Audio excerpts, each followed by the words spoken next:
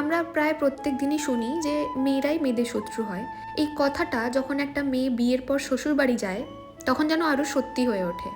একটু খেয়াল করে দেখবে, যখন কোনো মেয়ে বিয়ের পর শ্বশুরবাড়ি যায় তখন তার বেশিরভাগ প্রবলেম কিন্তু কখনোই শ্বশুর ভাসুর বা দেওরের সাথে হয় না। প্রবলেমটা হয়ে থাকে ননদ বা শাশুড়ির সাথে।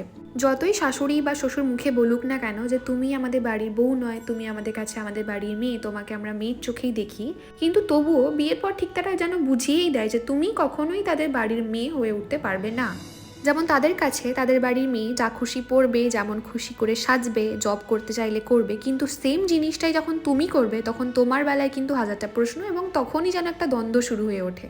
আর এই জিনিসগুলো যখন একটা মেয়ে সহ্য করতে না পারে তখন তাকে তো কুকথা শুনতে হয়ই, তার পরিবারের লোককেও কিন্তু কেউ ছাড়ে না।